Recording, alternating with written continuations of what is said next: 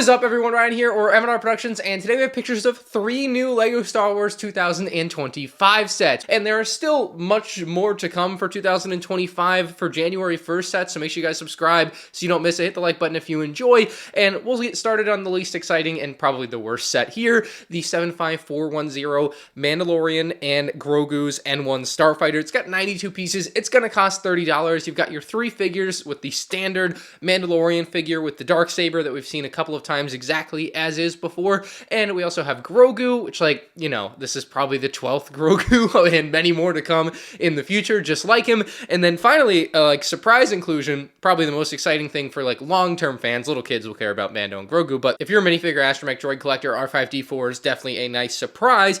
As to the builds in this set, we've got the Pram, which is cool. It's like a slightly dumbed down version of the existing Pram builds that we have, just to kind of fit into the 4+ range. So I'm actually kind of surprised they were even able to do it that simple. We also have what looks like a fueling station to me, and it uses one of those classic 2000s megaphone blasters, so that's just nice to see. And finally, I don't know if this is a super hot take, and I'd certainly have to look at the now 7 years of 4+ builds all next to each other to decide for sure, but just at first glance, this N1 Starfighter might be the worst looking 4+ build that we've had, or one of the, like, it's pretty atrocious looking. It looks like a 4-year-old built it, that's for sure. It's got all those hallmark aspects of like what a 4-year-old would put together to make it look like an N1 Starfighter. It definitely has the main things that you need, like the front and back cockpit, one for Grogu, one for Mando. You've got 2 very, very simple engines on the side.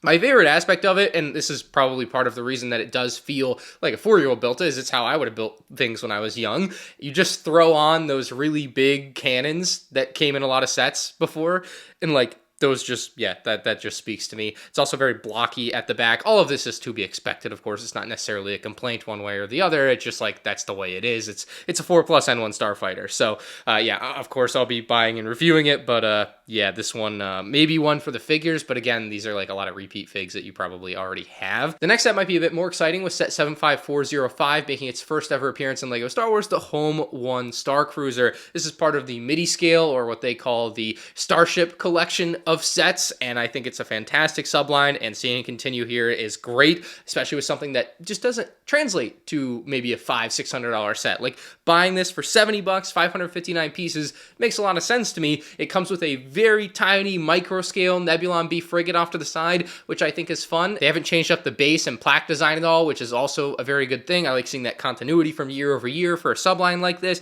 and the Home 1 Star Cruiser looks pretty dang good at this scale. It's one of those things that's hard to get to translate perfectly, especially because of just how curvy it is. You can see it in that small little picture on the back of the box, and it's just, you know, for what it is, I think they've done a really great job. There's a little bit more color than I think I expected. They definitely, I think, went out of their way to throw in those red and tan and blues so it doesn't look as gray as it really is, I guess, but I don't know. At the same time, like, just make it gray. It's okay. I don't know where my invisible hand is in this room, but comparing it to the invisible hand mentally, and you can see it on screen, the ship looks like it's a bit thicker than the invisible hand, so I can maybe see where the extra $10 comes from, but at the same time, this should probably have been 10. Oh, is this 70 instead of...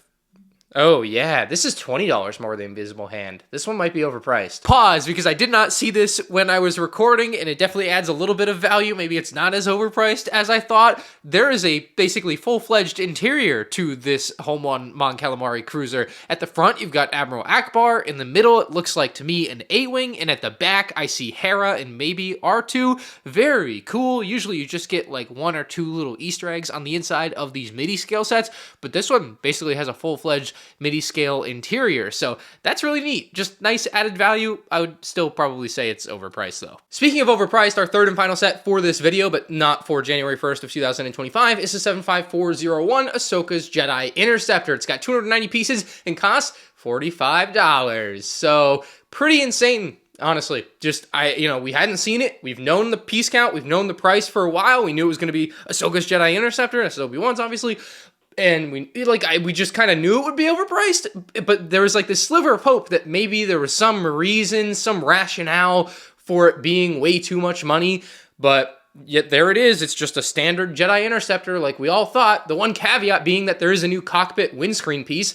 Is that worth an extra $10? Heck no, absolutely not. That's not how that works. Oh no, it's actually a downgrade. What I was gonna say is the windscreen piece is nice. However, at first glance, I hardly even noticed it was a new windscreen piece. I had to do a double take to make sure that it was actually a new one. So like, off the bat, like for the extra $10 that this set costs, and people will rationalize the reasoning is because of a new windscreen piece, does it add $10 of value to my viewing pleasure of the set or to the play value of the set?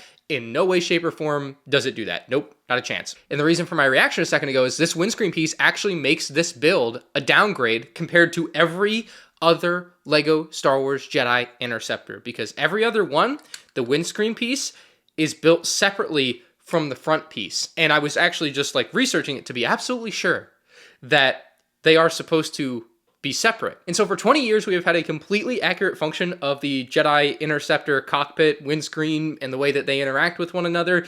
And all of a sudden they redesign it and they change it so that the front windscreen piece also comes up with the actual cockpit piece.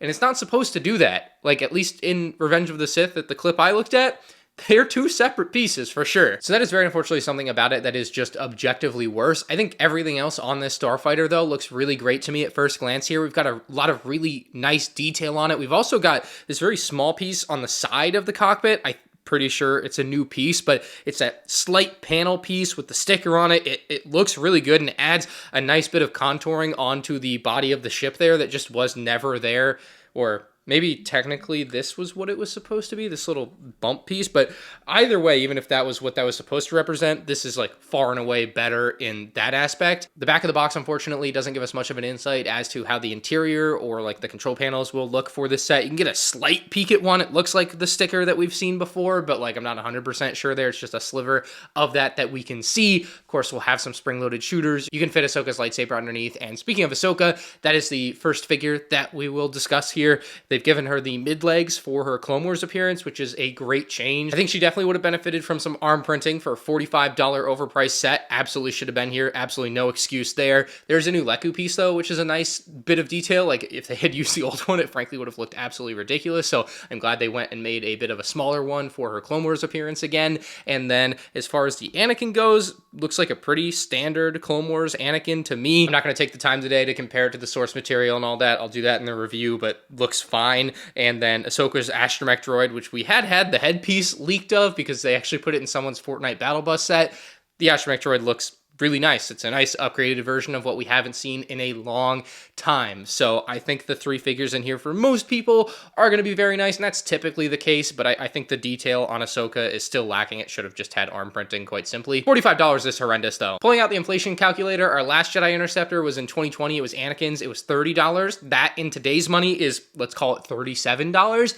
How is this $45? It makes absolutely no sense. They are trying to get every penny out of their consumers that they can, and it's sad to see. We've been seeing it happen. I feel like I've been saying the same thing for a long time now. This and like the lack of quality with certain figures, it's just sad to see. Things should never get worse when the price is going up like this. It makes absolutely no sense to me, and I will never defend it. I'm not gonna sit here and defend Lego for things they shouldn't be defended for. So that is it for this video. I know I haven't been super active lately, but with 2025 sets around the corner, I'm kind of excited to start making some videos about them. So hopefully more pics leak soon. Hopefully we get some sets in hand to review soon. If you guys did enjoy the video, make sure you hit the like button. Let me know your thoughts on these sets in the comments section below, and we'll see you later.